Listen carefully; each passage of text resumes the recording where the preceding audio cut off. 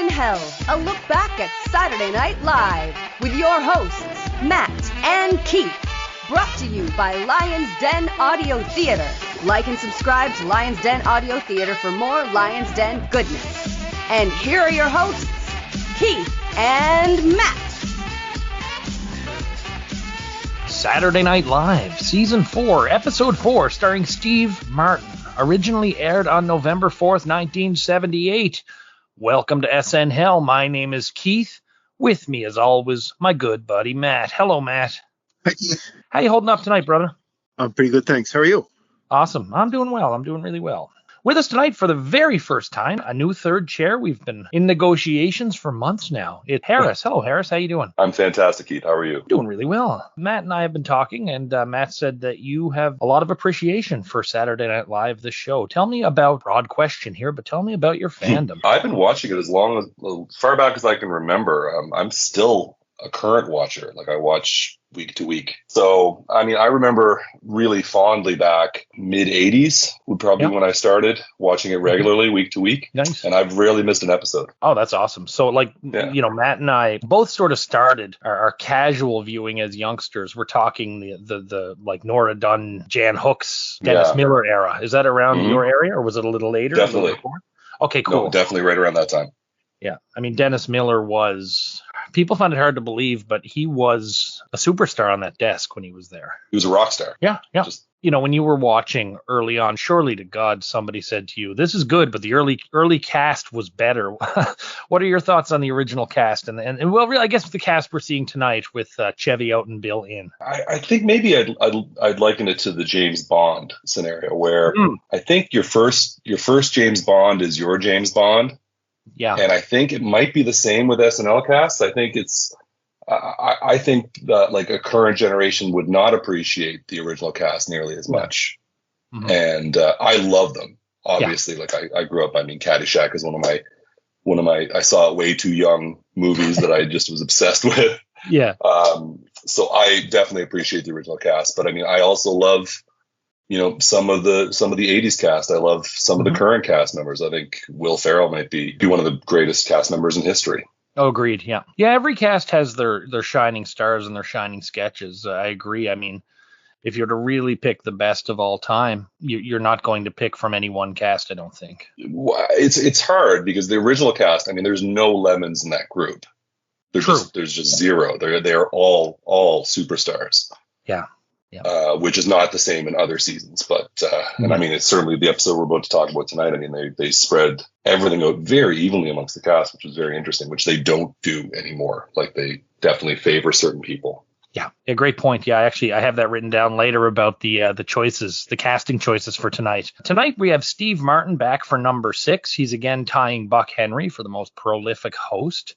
That record will not last super long, but he will eventually, of course, overtake Buck Henry. Any thoughts about Steve Martin as a host from both of you? I know, Matt, we've had some ups and downs with Steve, but it's been all ups lately. And Harris, of course, are you one of the many, like Matt and I, who just as a child thought Steve Martin was a cast member? You know, gun to my head, I might have, in a trivia question, I might have guessed that he was a cast member at one point. Mm-hmm. Mm-hmm. I don't get me wrong, I like him and he's funny, but I also feel like we've seen him a lot. Yeah, unlike Buck's, where he's relatively spread out, Steve has kind of been clumped together, hasn't he? Yeah, and they all feel pretty frequent, and he even references February in this episode. I don't know if it was legitimate or not, but it didn't seem like a joke. That's coming up pretty soon, if that's accurate. Is that accurate? It was the plan, but it doesn't happen. No, he doesn't. Oh, okay. Oh, there you go. So we're going to go right to our cold open, if that's all right, fellas. Let's do it. So we start with Dan as Jimmy Carter, and he's coming to us from the Oval Office, and he's addressing the inflation situation in the United States. He says that the U.S. economy is screwed, glued, and tattooed. Carter tells folks that the only way they can get through this tragedy is to think of inflation as their friend. And he says that the average blue-collar job in 2000 will be over will pay over $500,000 a year. And therefore, most Americans will be millionaires and will feel like big shots. Tax rebates will then go to the most deserving, but it's going to cost a lot of money to do that. So they're going to print more money, which will cause more inflation. And that's okay because almost everyone will be a millionaire. I thought this was an excellent cold open. It's Dan's Jimmy Carter, never been better. The real Jimmy Carter had some real struggles, some that were, out of his control. And his personality wasn't one to sound the alarm or really get angry, but to try to remain optimistic. And Dan really captures that here. That same optimism probably cost him his job in 1980. What's really poignant to me about this sketch is how today is very similar to what Carter was talking about here. And, we're living in a world that's struggling with the same problems. And it's also a world that's sort of a victim of how these problems were and weren't dealt with at the time. Kind of an offshoot of this sketch. I've heard similar arguments about economic policy from folks that are seeking office, were seeking office recently. I mean, certainly not as blatant and ridiculous, but still pretty damn close. I thought this was one of the best cold opens we've had in a long time. I completely agree. I mean, the printing more money thing I genuinely laughed out loud at the concept. I loved his impression. I thought it was great. I thought it was great that he didn't really look too much like Jimmy Carter, but boy, he had the dialect down and the cadence down perfectly. And yeah, it couldn't be more prescient. We're literally going through this today. That'd be 3 for 3 for us, fellas. Thought his bad ideas were really funny. Hi, this is Jimmy. Roll off more of those 20s. Flash that Carter smile. The only thing I don't know how you guys feel, but I always find it fun. I feel like, Keith, you're going to disagree, but I kind of like when they break character a little bit to yell that line live from New York with a little more energy. No, I like that. I like that very much. Yeah. I think certain people overdo it. I prefer the staying in character. I think it's neat, cool when they do it in character. I don't know, because I am thinking of instances where people did break character and it doesn't work. Well, you're both right, really. I liked when Farrell as Bush didn't break character. That's the one that's jumping up at me right away. But anyway. Yeah, that's pretty funny. Okay. Yeah. So we're now at the intro. Harris, a lot of changes with these intros over the years, but they always have a similar vibe. How iconic are the intros? Well, I love it. I never skip it, ever. Mm-hmm. It's part of the ritual for me. So, I really like it. I love the cast portraits. Very weird to sort of, starring Steve Martin and da-da-da-da-da. Yeah. That caught me a little bit off guard. I wasn't expecting that. And I've seen some of the early episodes. I just don't recall that. Yeah, because modern day it's flipped, isn't it? The host is at the end. Very much. Yeah. That's even going back 20 years now that I think about it, or even 30 years.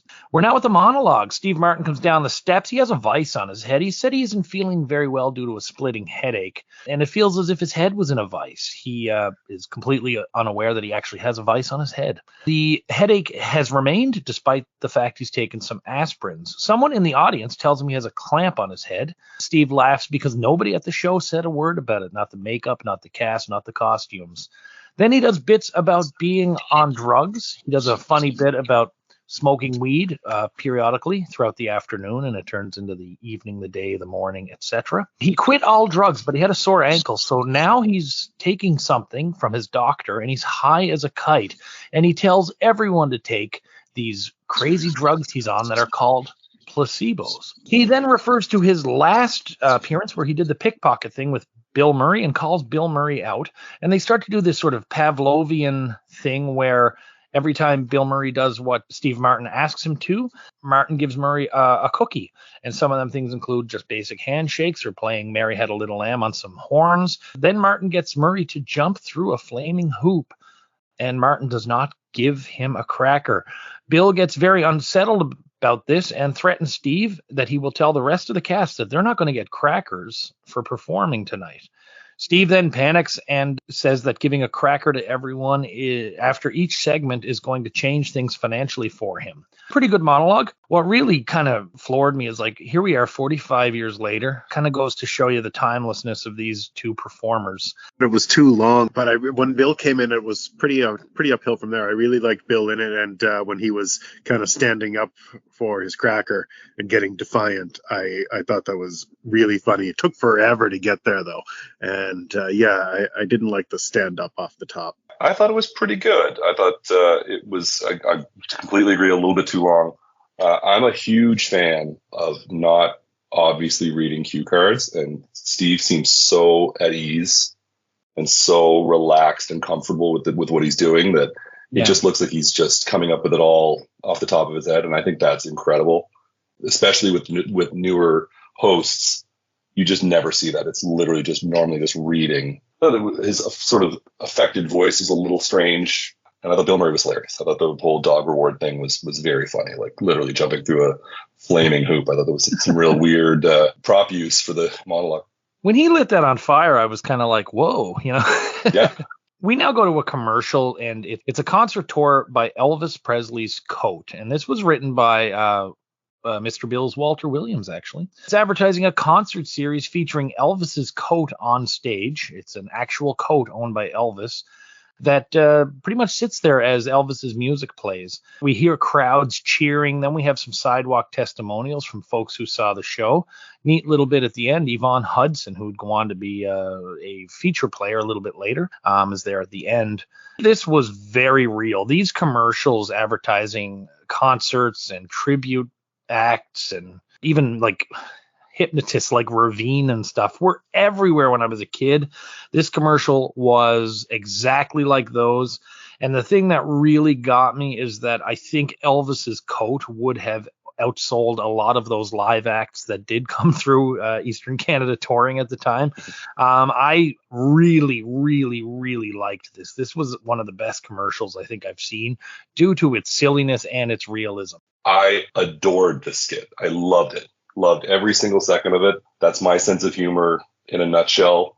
Just really weird, really avant-garde. Absolutely, I was laughing out loud the entire time. I thought it was very clever, really well done. I thought it was super smart when they were making the jacket boogie around and when it had a lay on. It was laugh out loud funny. We're now off to What If. These all written by Jim Downey. It's I think the third, maybe the fourth in a continuing series. We have Steve as Craig Blair hosting this time. The show deals with hypothetical questions from viewers. And the question that was sent in for this week is, what if Eleanor Roosevelt could fly? And the panel features Lorraine as Sylvia Reed, who is a authority on first ladies, and George Temple, an aviation expert from Lockheed, that's played by Garrett. So Sylvia Reed, Lorraine, says that Eleanor Roosevelt was the most outstanding first lady, but none could fly. Chester A. Arthur's wife was, however, a good long jumper. She thinks that Eleanor Roosevelt could have made the best of the skills compared to any other first lady. Garrett is asked about the military significance of a flying first lady during World War II. He then says that several elderly ladies were tested in wind tunnels at Lockheed, and they were unwieldy, and they couldn't pack a payload. And the benefits of a flying first lady would be merely symbolic. They then go to a dramatization of what it might have been like if Eleanor Roosevelt could fly. So we see John as FDR, and that's the first time we see anyone playing that president, and Jane as Eleanor Roosevelt. FDR thinks that Eleanor shouldn't fly, but she thinks if it could shorten the war by one day, she should do it.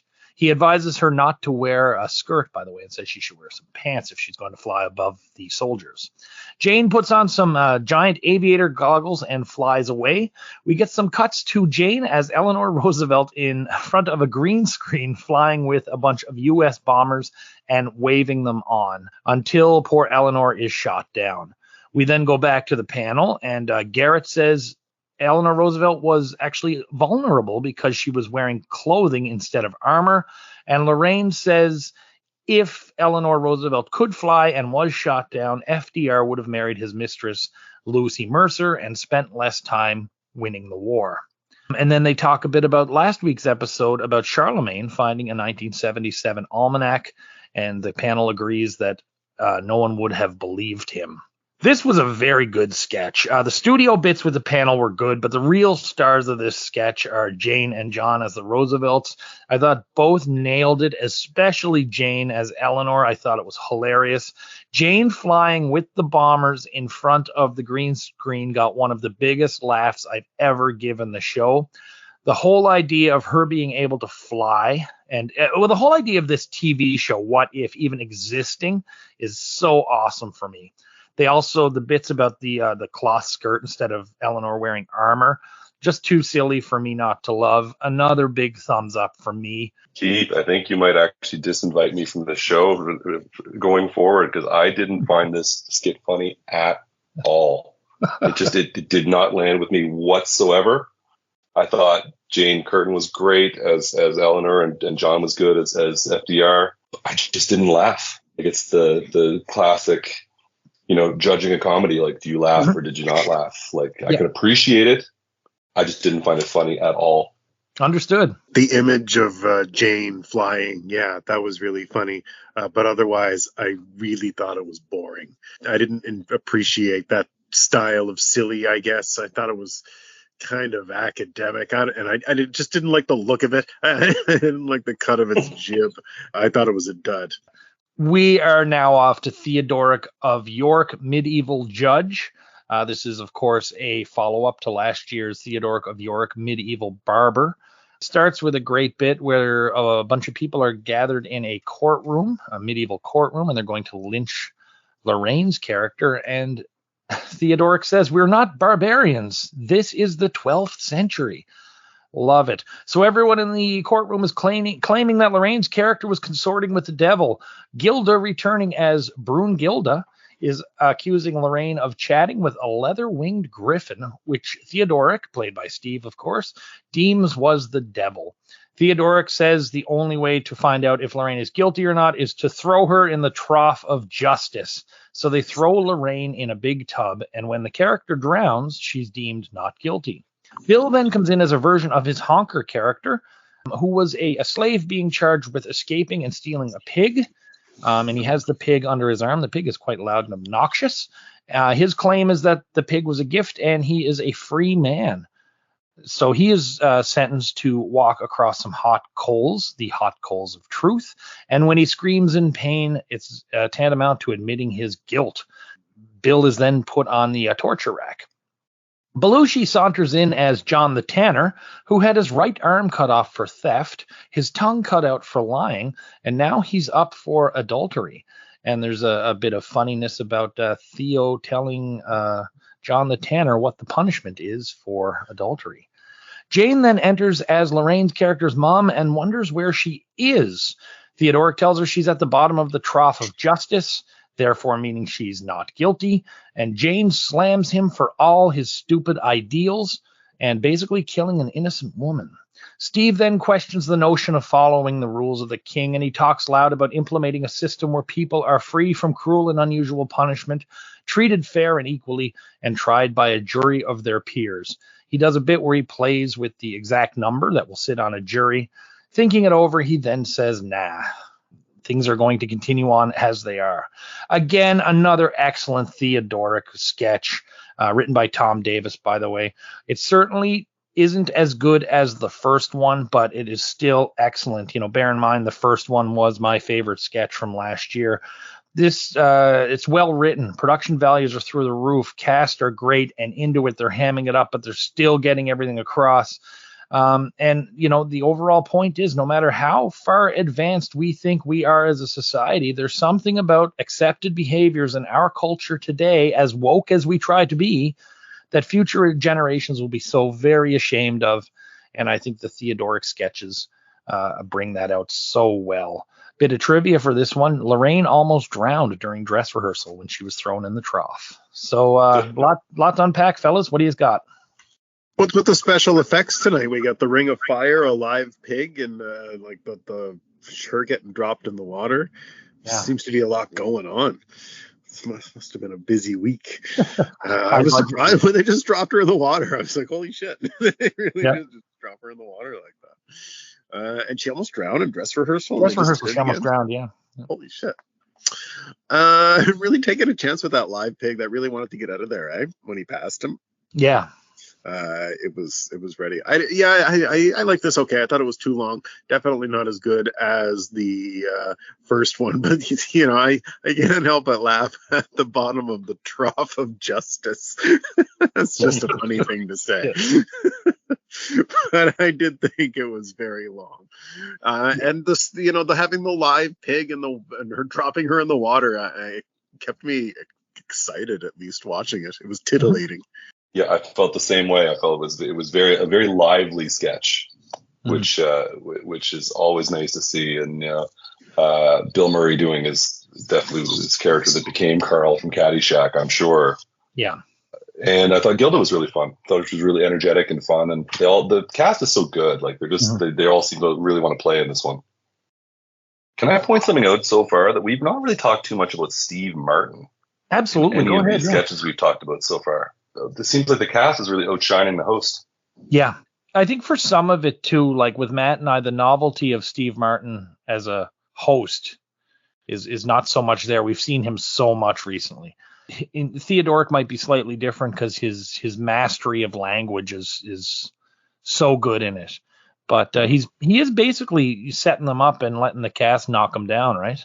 Yeah. Is that what you want your host to do? It depends on the host, I think. I guess, but is that what you want Steve Martin to do? I think it should be almost the flip side, where it's the cast should be teeing up the host to look good. Yeah. I don't know. The rules are almost different for Steve Martin. I know we've had hosts that were carried by the cast. I don't know. Maybe he's too close to the show, but you're making a valid point for sure. And I think this isn't a result of him being there too much. We're now off to Wavelength, and this is the first musical performance of the night. It's Van Morrison, Irishman who cut his teeth in the show band world, which was a huge thing in Ireland at the time. He became known as the lead singer for the band Them. 1967's Brown Eyed Girl made him a bit of a superstar, and it's still played everywhere today. Moondance in 1977 was a bit more of a gradual hit. I think it's probably more popular today than it was at the time. Van Morrison had released Wavelength in October of 78. The album was brand new, hot off the presses. It would go gold and become his fastest selling album, peaking at 28 on the Billboard charts. The single Wavelength that we hear here is number 42 on the charts. So before we get into the performance, what's your opinion of Van Morrison, fellas? He's really not my thing. I respect, I understand. I will say I enjoyed both musical performances quite a bit on this episode. He was never somebody whose music I really listened to. Brown Eyed Girl annoys me to this day. But I will say I think he's a fantastic singer. He didn't seem super enthused to be there, but I thought he sang very, very well. The band was great.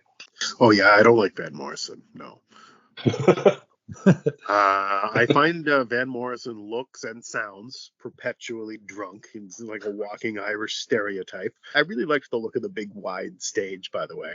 I just find Van Morrison very yelly. I might like this song without Van Morrison singing it. I'm okay with a little poppy 70s organ and, that late 70s top 40 vibe, but it's too long. Everything feels a little long tonight. So the performance, I was worried when it started that this was going to be a slow and lazy thing, but the pace picked up, and I thought it was actually a tremendous performance. All the stuff that you said, Matt, about him not looking, or Harris not looking enthused to be there are certainly true. He does have a unique and powerful voice that I do sort of enjoy, despite the fact that, I'm a lyrics guy, and I couldn't really make out the lyrics very well. But the energy in his band and those backup singers and the musicians really put this over for me, in the sense that I thought this was a very enjoyable performance, but I might have to go back and find out what he was singing about. We're now off to Weekend Update. So I'm going to pause here for a second. Harris, Weekend Update. Do you have a favorite anchor person? It is so hard. It's so hard to say because it's just everybody brings something different. I loved 80% of Norm Macdonald. I loved it. I think he might have been most entertaining or certainly awkward. And he just never knew what he was going to say. So he was exciting. Colin Quinn was mostly terrible, but also very exciting at times. Yep. But yeah, I also love that the two current guys, Colin Jost and Michael Che, I think are hysterical. And they started off literally as unwatchably bad. Yes, they did. The first whole season that they were on was almost unwatchable how bad their chemistry was and how bad their delivery was. And then they settled in and now they just thrive. It's crazy to watch. Yeah, they've come a long way. We get Jane starting talking about the new Vietnamese flu shot, and it's that famous image of Nguyen Van Lem's public execution. This episode is brought to us by Colonel Lingus Fried Chicken, Southern fried chicken that takes a licking. I got to stop here, guys. One of the most popular sketches from Tina Fey's era is the Colonel Angus one. I can't help but think this was the inspiration and possibly kind of ripped off here. because I find it hard to believe as head writer that Tina Fey, who is very, very conscientious about her job, I find it hard to believe she didn't go back and watch a bit. If the case, does that lessen the impact of that Colonel Angus sketch? Doesn't lessen it at all, but she totally saw it. 100% ripped it off in every way, and I think improved it, obviously. But yeah, sometimes you'll see these little throwaways that go on to be something big. It's almost like if Bill Murray did a speech about how much he liked the cowbell, Don't Fear the Reaper. It's like, wait a second here. All right, let's jump back here to I'll go through some highlights for me. Jane announced that John Paul II is still alive. He has now surpassed John Paul I. We go to Celebrity Corner, and it's Garrett as Diana Ross talking to Bill about her role as Dorothy in The Wiz. She says she's done it for the money. Bill has no idea why Ross keeps pining to go back to Harlem, where he finds it poor with expensive drugs, and just can't figure out why her character would want to go back there. Bill then makes comparisons of The Wiz to Wizard of Oz and asks Diana to sing Somewhere Over the Rainbow.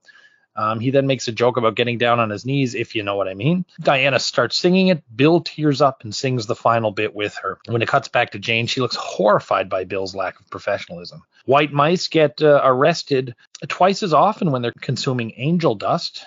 Bill does his impression of an Iranian revolutionary wearing a piece of paper with holes cut out for the eyes, mouth. But he also, in this bad Middle Eastern impression he's using, he throws in the term knuckleheads a bit. Jane talks about functional literacy. And while she's talking about supporting folks and putting things in place to help them, there is a Chiron saying quite the opposite. And it's from an organization called Kill the Illiterates. And it also says if anyone is watching and reading the Chiron with an illiterate friend there, they're to tell the curious illiterate friend that the Chiron is about M&Ms. John Belushi comes out for a political commentary. And there's a weird quick shot of a Chiron in there. But he goes on to begin very calmly to talk about when and how to vote. This turns into a critical knock at people who don't vote because they just seem lazy. He then talks about his friend Steve Bouchakis, who doesn't vote, which is a shame because it's politicians who have the power to legalize drugs. He said he'd like to be out smoking hash on the street, and that's allowed in Amsterdam thanks to politicians. Jane, of course, tries to cut him off a few times. Belushi says he's been to communist countries like Mexico and Canada, and they'd love to be able to vote. And this turns into a bit about speaking and reading Mongolian and smoking Mongolian hash. This weekend update, I really liked it. The jokes were about 50-50. The segments I enjoyed. I thought this was one of Belushi's better commentaries at the desk. I thought it was funny. I loved him talking about the Mongolian hash. Jane was really good in this one. And I think a lot of the beauty of Jane is how well she delivers these stories, whether they're, kind of serious with a weird twist, or there's something absolutely ridiculous, or there's something completely disgusting like that shot at the beginning of the Vietnamese execution. This was a very strong update. Maybe not as good as last week, but still pretty good. Garrett, I thought, was great in the Diana Ross thing, too. Well, I enjoyed Garrett as Diana Ross quite a bit. I was completely not expecting that. I thought Belushi was good, starting off mild, then yelling, then going insane, and the falling. Showing how Canada is a communist country was very funny. But overall, I didn't laugh that much, unfortunately. Just didn't hit me. Well, yeah, this wasn't my favorite weekend update. Oh, no. The flu shot joke was fucking dark. Of course, I noticed Colonel Angus. I continue to like Bill better, though, now that he's not doing that character. I'm still in the early stages of appreciating that. I thought I always get ripped off every time I go to Harlem was a good little part. Open up those pipes and let out that bubbling brown sugar. It's great. Jane's expression fucking made me laugh more than once in the sketch. She's so good at this. She's so good at Weekend Update. Any idiot can call 411. There was some good bits in there. It kind of took a while. This is as much as I've ever enjoyed Belushi. I like when the rage builds up slowly but surely, like he's in Falling Down or something, and it just bubbles over. And Jane's like really worried look and trying to simmer him down. There was some jokes I didn't like. I didn't like that bit about the crawl bit about literacy. We're now off to the Festrunk brothers. You're getting a good meal deal tonight of characters there, Harris. You're getting a good bunch. Yeah. So Jane, Gilda, and Lorraine go to a bar. They see Ted the bartender, played by Bill Murray. When they sidle up to the bar to get a drink, John comes over as Glenn Johnson, and he tries to buy the girls a drink using a line about using up the money in his expense account. Then we see Georg and Yortuk Festrunk enter. They have been all over town looking for foxes, but all the foxes are scared of their large bulges. The brothers then show the bartender their toiletry bag for spending the night. They then approach the three women and start propositioning them. John comes over to rescue the girls. It looked like there might be a scrap there until Bill's character Ted kicks John out. They then show the girls a vibrating machine for sex that they've brought from Czechoslovakia. And it's basically a cordless drill with a feather dust. I really enjoyed this. It's not the best Festrunks for me, but it was probably second best. What's really great about these sketches to me is that, I mean, the performances are top notch. The costumes are top notch. Even the set in this one was fantastic. The girls' lack of interest in them was palpable. But I kind of realized it now that what I really like is how the guys have this need to explain the step they're on in the courting ritual. Like, it's now time to start a swinging rap session. And really, like, these guys are not that much different from most men and women who are, at least in my day, were out at the bars trying to pick up. The difference is these guys say what they think rather than just think it. Boy, I didn't like it as much as you, certainly. It was, first of all, I do want to go to an Irish roast beef and whiskey bar. Please open one in my area. It was fun to see them out. I liked the change of scenery and the change of set. And I love Lorraine's disco hair. It will always be one of my favorite characters. I felt like I'd seen it all before, and it didn't really add anything. They were just out there doing the bits. Oh, but there was a line. I have paid for many women worse than you. What a fucking line. Oh, yeah.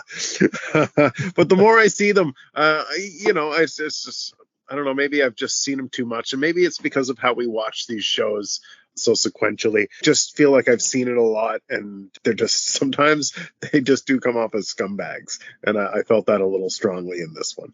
But and I also like that they kept saying, buy yourselves a drink. Yeah, that was really good.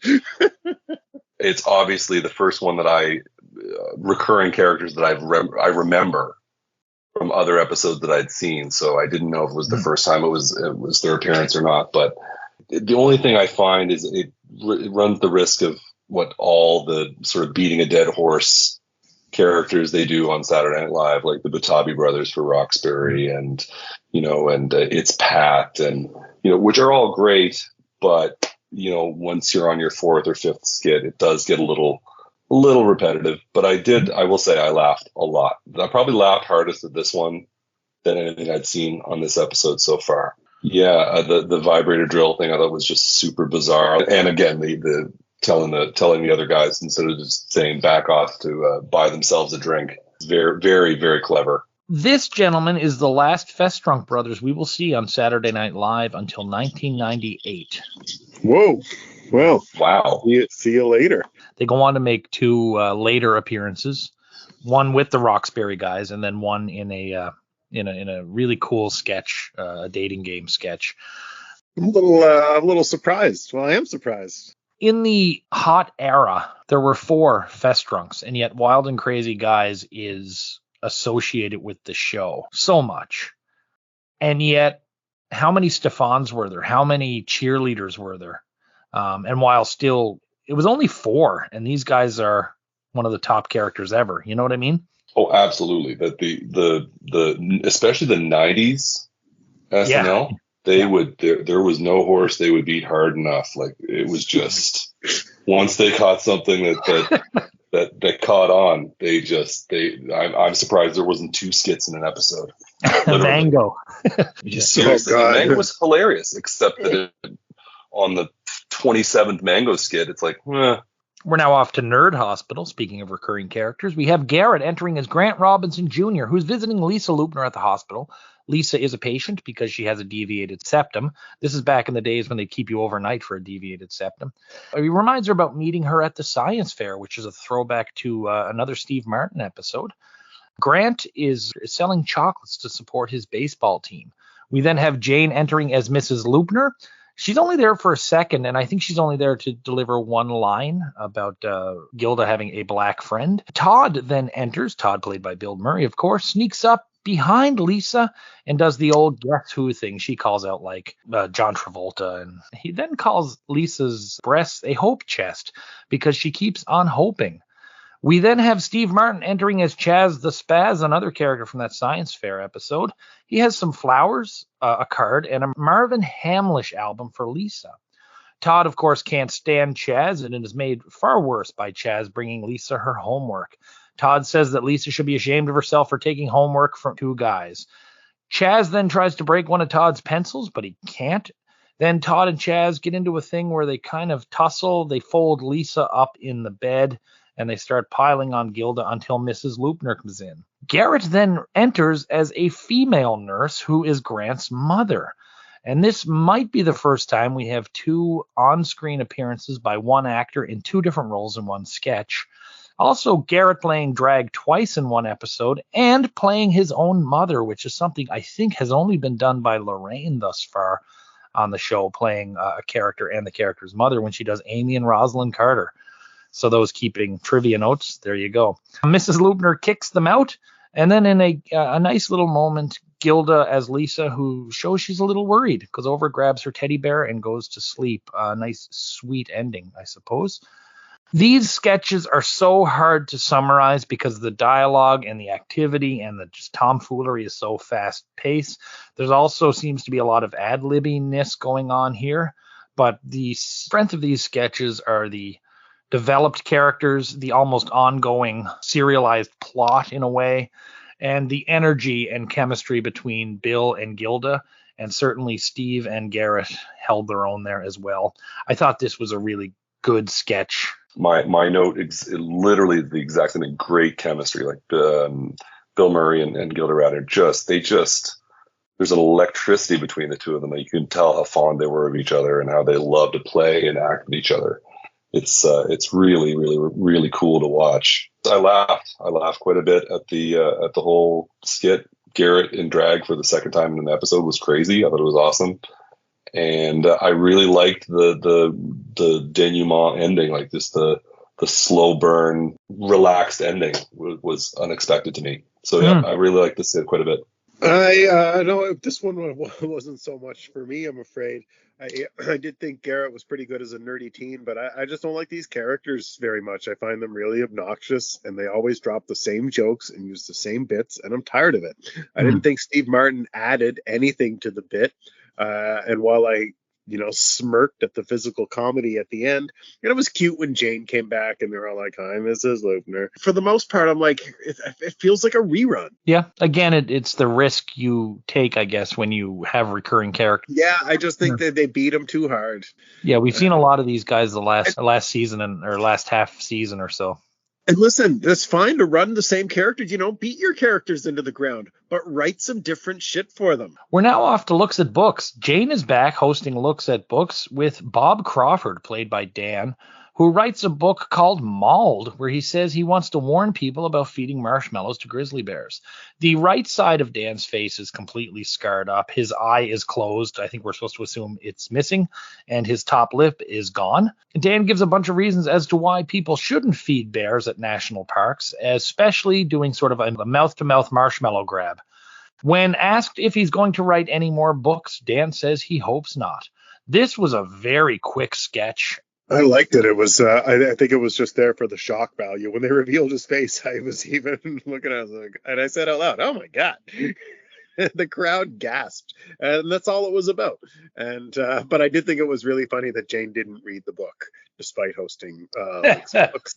But it was all in just getting a good gasp out of seeing his face, I think, and having this. This is actually, it's pretty dark to have a physically deformed man who wrote a book called Mauled and have him be an absolute ass on TV.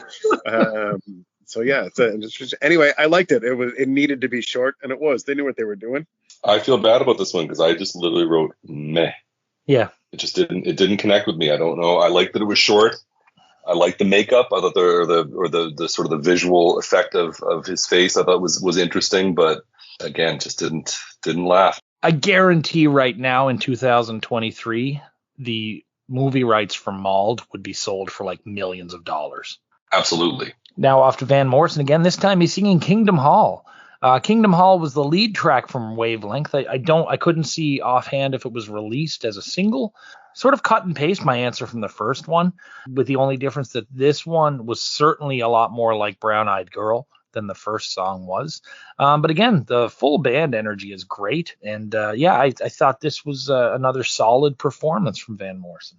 I agree completely. Like, it was up tempo, it was catchy, it was fine. And I do think his band is great. Sometimes I like getting yelled at, so. The songs are okay, but like maybe if Lindsey Buckingham was singing them, I'm in.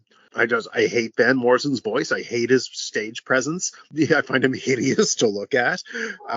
He's aesthetically unpleasant, and he's rambly and yelly, and it keeps it off the menu for me. Van Morrison does look like every baseball coach, every nasty dad that we grew up around, Yeah, looks like the Irish drunk stereotype. Very cantankerous. Now we're off to the restaurant. Steve and Gilda are at a restaurant after a show. And they're talking about the show. Dan enters as a waiter who is a big fan of theirs and says he's kept the restaurant open for them. Dan slips away. Steve and Gilda talk about how close they've gotten. And Steve says his girlfriend is sick, and Gilda is the only girl that his girlfriend is okay with him dating. Dan keeps coming out and interrupting Steve and Gilda with their own catchphrases. When he's asked to stop and leave them in peace, Dan wonders why these two went into show business if they didn't want people coming up to them and interrupting them with their catchphrases. Dan and Steve get into a bit of a scuffle, and the sketch abruptly ends. It seems like they've run out of time. That's what I've been able to read online. At the good night, Steve says they'll finish the sketch when he comes back in February. He blames it on technical issues, which is possible because there were some weird chyrons popping up at weird times tonight. Steve, of course, doesn't come back in February, and the sketch is going to linger in limbo for the rest of time. I thought the sketch was fine. It looks like it's going somewhere. It's definitely hurt by its abrupt ending. It's also hurt, and we can't help it. It's 2023. We're looking back. It's really hurt by the amount of time that this sort of shtick has been done ever since. It's a lot of places.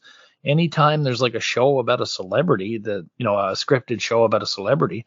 I mean, Extras was based on this whole premise. There's the Father Ted thing with Rick Wilson. It's a lot of places. I can't help that the first time might not have been the first time I saw it. Not being able to finish because they run out of time is not good. That's really interesting. I thought that was on purpose. I will say I thought maybe that was part of the joke, that it just sort of stopped. I didn't take it seriously, but now that you mentioned it, you're probably correct. I thought it was okay. I thought the whole talk about the terminal illness just sat really weird with me, knowing what ends up happening to Gilda Radner, and it just seemed that just left a little bit of ick. And it's not the fault of the sketch at all, obviously, but no. In the hindsight, I found it very sad. Yeah, Dan was great. I loved him as the obnoxious fan who couldn't stop doing the lines. It did seem abrupt to me when it ended. I would have liked it to have a nice conclusion. I'm sorry it never happens. And then it's lost in the ethers of time. What a pity. I did think it was pretty good. Yeah, it's a shame it didn't get to end. So the good nights. Steve and Gilda are still sitting at the table in the restaurant. Some folks are gathered around. Steve explains the bit about the technical issue, and he'll be back in February. He does not come back in February. Almost everyone's there. I noticed Belushi's there chatting with Van Morrison. Garrett and Jane are sort of arm in arm.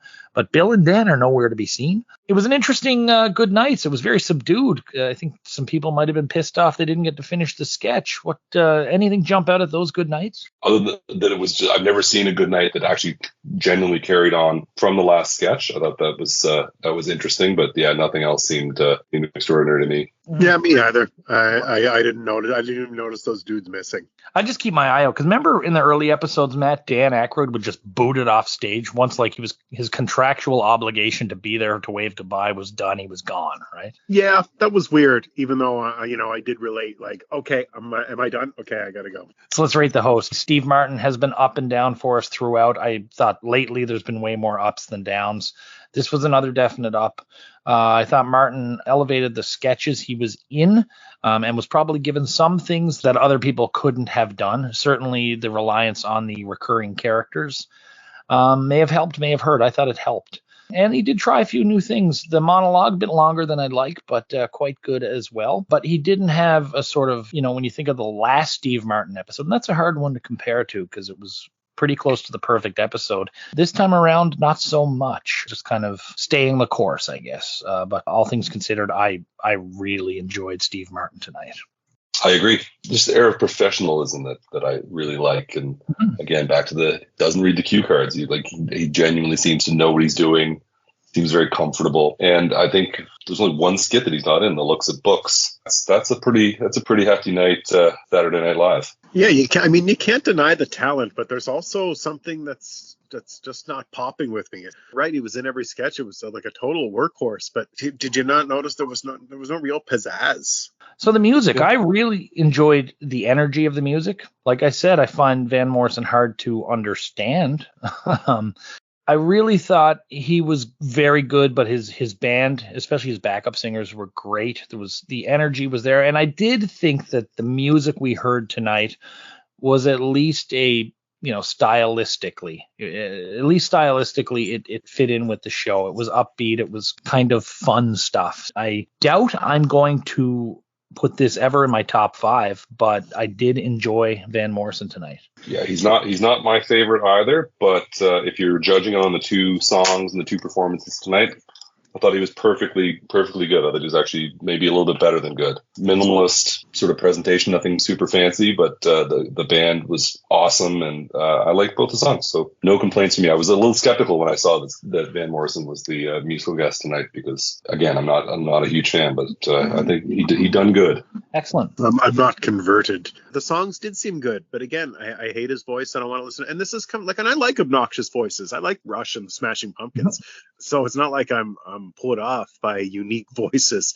But this one doesn't do it for me. So, fellas, what was the worst sketch of the night? I'm going to be so unpopular here. I had my worst sketch of the night. The one I'd liked the least was What If. My least favorite was the Loopner sketch. I just found it overdone, and I was really tired of the same bits, and I didn't think Steve Martin added anything to it. I just same old shit for me. We're going 3 different ways tonight, fellas. For me, it was the sketch at the end. I don't know. I just couldn't get past the time or technical issues that ruined it. And again, this joke, I know it's not their fault being in 1978, but I've seen this a lot afterwards. There was some fun, though, seeing Dan do the catchphrases and the reactions to them. But it was hampered to me by it being cut off. Not their fault, but it happened. So the best sketch of the night. Mine's a little bit of a cheat, because to me, the one thing that stood out more than anything else in the whole episode was Elvis Presley's coat. Yeah. Like, that's something I'm going to rewatch. I love the current digital shorts. I love when they really hit one of these well. I love it, and I could rewatch it again and again. It was actually mine too. It got my biggest laugh of the episode when I saw the coat boogieing with the lay, and thinking about how this is a grim reality, and eventually we'll just have digital celebrities at meet and greets, and I don't know, it made my mind spin out while laughing at the same time. Definitely on my list. There was a lot on my list tonight, though, but I went with Theodoric by a nose. It's not what the first one was, but again, the first one was my favorite season 3 sketch. With these sketches, they go all out with the props, the set, the costumes, and I think some research really goes into this one. Performances are excellent, sketch is funny and intelligent. And who was your star of the night, gang? I would go between Bill Murray and Gilda Radner. If I were to gun to my head, I would probably pick Gilda. I thought she was very, very appealing, as always. She's just a superstar. This is tough for me. No one really super stood out for me, but I really thought the performance of the night was Garrett on Weekend Update, and he was also really good in the nerd sketch, so I'm going to give it to him. I thought Jane stood out so much tonight. She was too good and too much for me. Her Eleanor Roosevelt, Mrs. Loopner, she killed it on Update for me. Standard looks at books, the irate mother in Theodoric, the random woman in the Festrunks. I thought she was just amazing. And Eleanor Roosevelt for me was one of the biggest laughs I've gotten thus far through these rewatches. If I had to encapsulate an episode for me so far that demonstrates the abilities of Jane Curtin, it is this one. So overall, this was a really, really strong episode. We had a very good, poignant, and appropriate opening. Festrunks were good. Theodoric was good. The Nerds was good. A lot of throwbacks. What If was good. Elvis's coat was good. Update was good. And then even at the end, that's a half-decent idea that didn't get finished. That might be the only thing that really hurt the show for me in any way. Van Morrison's bits were strong, and it complemented the show well. Again, it's just one of these things. I miss the whimsy of a performance that could only, you don't get to see them too often, but a performance that could only be done on SNL, where this looks like it's Van Morrison here and it would be Van Morrison everywhere. All things considered, guys, I was extremely, extremely happy with this episode, and I gave this a 9 out of 10. I would agree with most of what you're saying. There was a couple of weak spots for me, but overall, I could watch the whole episode again right away if I had to, or if I had the chance, and I would give it a pretty solid 8. Excellent. I liked the cold open, so I remember that fondly. I did think the monologue was too long. We got a good coat sketch. And the Eleanor Roosevelt sketch didn't hit with me, but I really liked the green screen. I definitely didn't like it as much as you guys. I did not like the music. But the Festrunk brothers and the nerds were too recurring for me. The looks at books was just a quick little shock laugh. Yeah, Dan's impressions were okay. It was very serviceable and very good, but I didn't think it was a classic or anything. I'll go 6.5. Okay, so with my 9, Harris's 8, and Matt's 6.5 gives it a 7.8. The Internet Movie Database gave it a 7.9, so we're significantly closer than we usually are. The episode's ranking for the year it's the second best of the year. Thought it was a pretty fun episode all around, and we're not going to see Steve Martin again this season. Which is, I don't think you need double hosts in a season, unless you're a big network TV show. I'm sure you're not desperate. Spread your wings. We do still have some double hosts this year, but Steve Martin isn't one of them. So, Harris, thank you so much for joining us for the first time. We do have you scheduled to come back at least once during our season 4 coverage. I hope you'll still be interested in joining us. I had the best time. I would do this every week. Oh, that's awesome. Great to hear.